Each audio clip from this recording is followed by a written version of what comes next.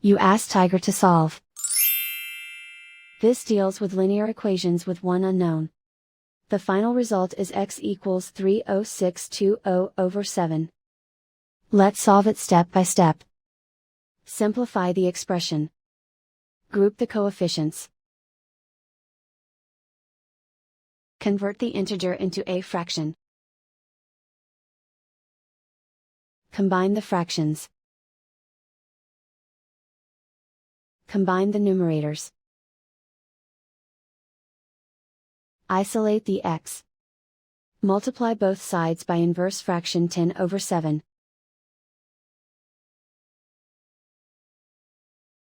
Group like terms. Multiply the coefficients.